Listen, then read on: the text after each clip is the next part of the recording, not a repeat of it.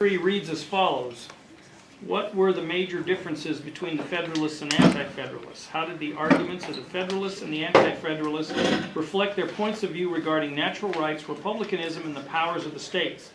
Why are Federalist and Anti-Federalist debates still relevant today? And when you're ready, you may begin. We, therefore, the representatives of the United States of America, solemnly publish and declare that these united colonies are, and of right ought to be, free and independent states. Thus, Thomas Jefferson asserted in the Declaration of Independence, officially declaring freedom from Great Britain's rule. The American revolutionary ideals of freedom and self-government were advocated for by both the Federalists and Anti-Federalists. However, each group's plan about how to achieve these ideals greatly differed. Federalists believed in a powerful, centralized government. Alexander Hamilton stated, "It's not tyranny we desire, it's a just, limited federal government." Whereas Anti-Federalists believed a federal government would infringe upon basic liberties and that small state governments could therefore better govern and protect the people. These different beliefs stem from underlying opinions regarding theories written hundreds of years earlier, such as Montesquieu's writings on republicanism and Locke's treatises on natural rights. However, even though its roots are venerable, the Federalist-Anti-Federalist debate remains relevant today. Federalists and Anti-Federalists agreed that a republic was the most desirable form of government.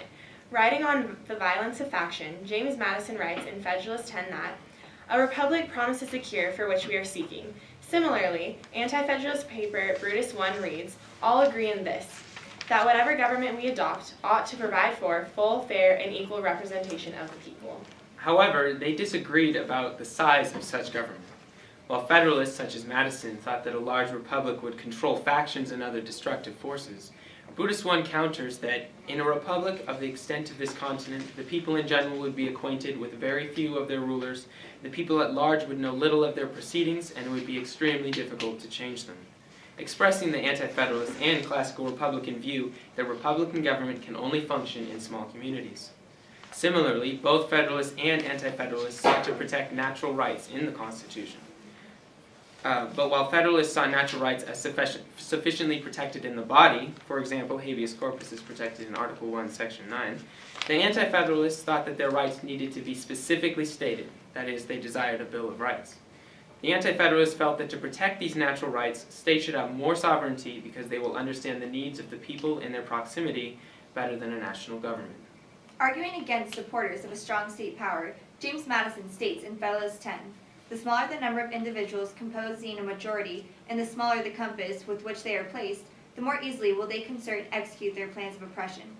Madison's words were defended with the 1874 institution of the Jim Crow laws, which allowed Southern state and local governments to limit the rights of African Americans and systemize racism in the South. A landmark event in the struggle between state and national power was the 1819 Supreme Court decision of McCulloch v. Maryland. The state of Maryland tried to tax the National Bank, but the Supreme Court ruled that Maryland could not impede congressional power to make necessary and proper laws, affirming the power of the national government and the legitimacy of the Supremacy Clause in Article 6, which states that the Constitution and the laws of the United States, which shall be made in pursuance thereof, are the supreme law of the land. The Federalist and Anti-Federalist debates were seen in 1819 with the struggle between state and national power and are still applicable today. Section 125 of the Patriot Act authorizes government to obtain any tangible evidence relevant to a terrorist investigation, even if there is no evidence pertaining to suspect terrorist activities. Anti-Federalists would argue that it is in violation of the right to privacy protected in the Fourth Amendment, but Federalists would dispute that it is worth that violation to help the national government better protect the people. The debate is also seen in online gambling, which is only legal in Nevada, Delaware, and New Jersey. However, at least 10 other states are proposing new or expanded internet betting. The expansion of online gambling remains divisive for Nevada casino companies in fear that it will take away business as well as hundreds of thousands of jobs. These debates provide valuable insight into the ideals of freedom and self-government which have inspired people worldwide from Cicero's Roman Republic to the uprisings of the Arab Spring. Thank you.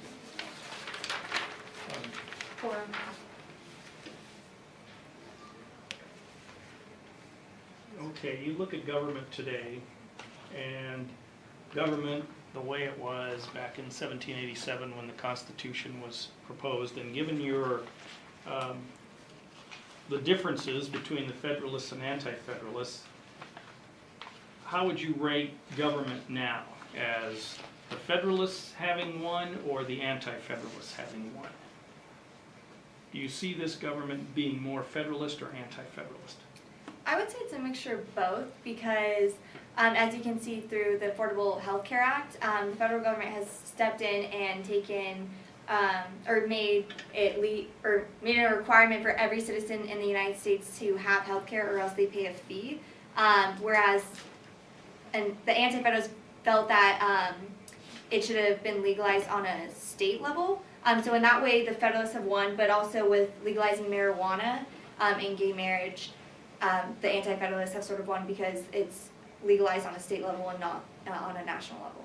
On the other hand, I would say that the Federalist position of strong central government overpowering the smaller state governments is definitely one in the sense of we have uniform speed limits and we have a uniform drinking age and we have a uniform blood alcohol content level to qualify for a DUI across all states. And those were not state decisions, that was a national government decision.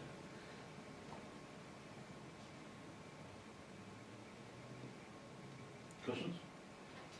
Do you believe the Federalists would have agreed with the decision in the 2000 election where the Supreme Court told Florida to stop recounting?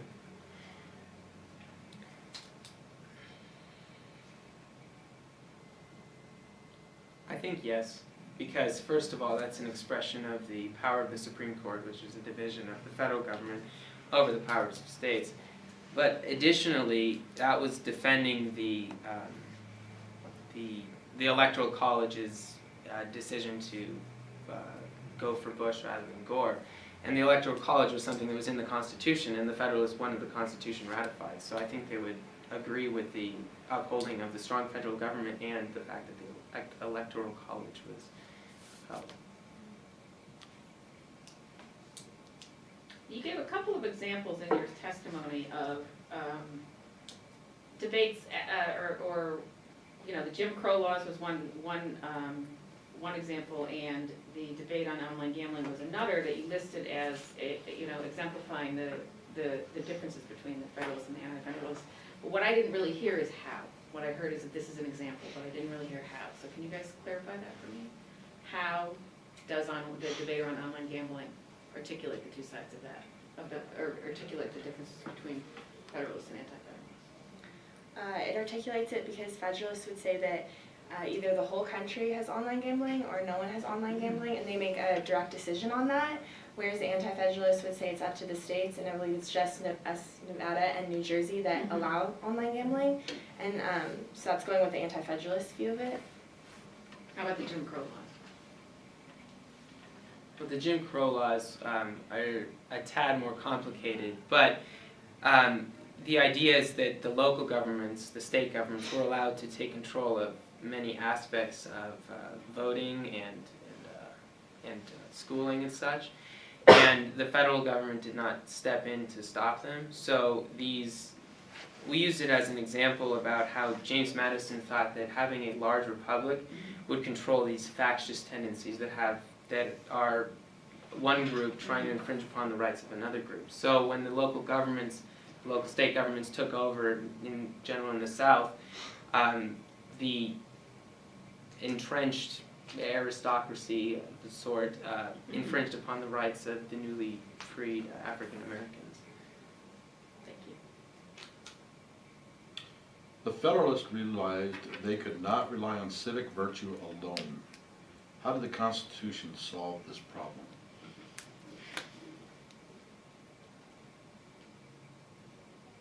You can see the protection of certain individual rights in the Constitution, such as habeas corpus and trial by jury, which give, like I said, individual rights to certain people.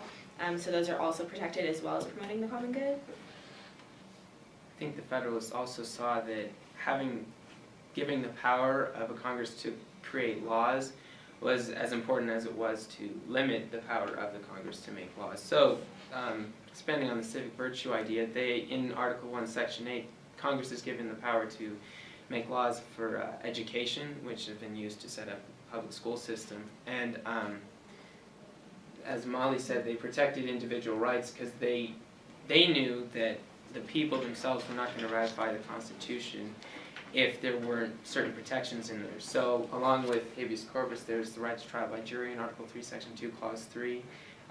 There's the prohibition of titles of nobility, which ensures that the government will always be by the people. And protections like these were expressions of how the framers thought that they couldn't just trust the government to be good people, they also had to place some limits on them. How has Nevada given up some of its power to the federal government? How much time do we have? We're at 5:30 right Okay, so how has Nevada given up some of its power to the federal government? Some of its power that's given up is the drinking age and the speed limits. It's the national government has decided those limits, or else that they would hold funds for highways. And so, in order to get the funds for highways, Nevada has given up their right to establish their speed limits or drinking age.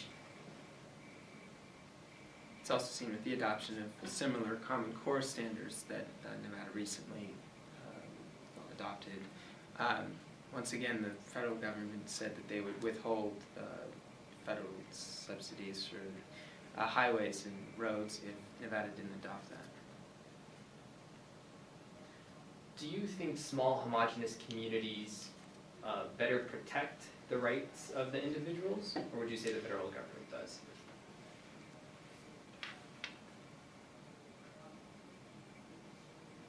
I would say the federal government does a better job of protecting individual rights because it's liable to the people, and in small homogeneous communities, it's what the Federalists are talking about with factions and how there's never going to be any like differing opinions, but with having the federal government, the people's opinions are able to be heard, and there's a lot of differing opinions, which calls for them to be active like representatives in the government.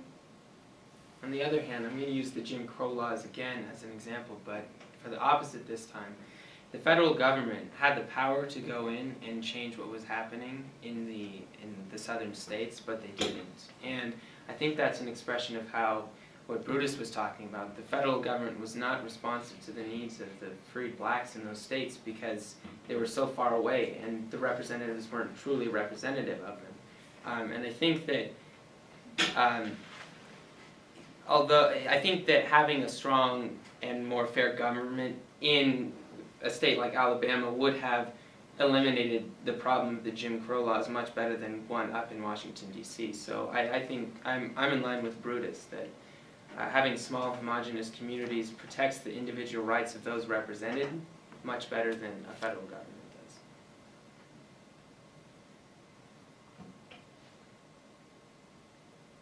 If you were alive during the ratification debate, would you have been a Federalist or an Anti-Federalist, and why? I would have been a Federalist because seeing as how the Articles of Confederation didn't allow Congress to impose any taxes, so they had no way to pay the soldiers that fought in the Revolutionary War.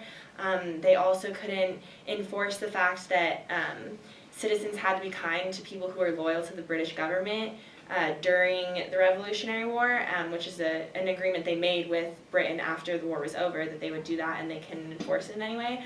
And there just wasn't a lot of representation in the states. For some people, though, and the common people, they felt that their smaller local governments were good, and especially the governors that were in control of those didn't want a stronger central government because it would take power away from them. But people such as George Washington felt that when he was commander during the Revolutionary War, he saw the faults of the Articles of Confederation and how hard it was to lead an army with this estranged central government that we didn't really have. I also would have been a Federalist because I think it's important that the people are unified under one constitution, one thing that keeps the country together. And the Federalists were also, they set up a series of checks and balances to make sure that the government wasn't going to be abused and the power could not be gained on one side only, which is something that the states were really afraid of that was going to happen. However, an important check that was absent from the Constitution was the check between the people themselves and the national government. although it is true that the preamble states that we, the people, ordain this and establish this Constitution, and in Article 7, the ratification conventions were made of representatives specifically elected for that purpose, so supposedly representing the people. And the importance of the Bill of Rights could not be overlooked. There was no protection of unreasonable searches and seizures in the Constitution, and while there was protection against ex post facto laws and bills of attainder in the Constitution, which had been used by Britain, there was not protection against writs of assistance, which were general warrants that a judge could issue, and that meant that police or some other executive could search anything they wanted as long as they had this general warrant. So I would be on the anti-federalist side, that there was not enough protection in there, and I think that the Bill of Rights was an absolutely necessary addition. Essential call time. Yeah. Oh, okay. Should I record this part or not? Yeah.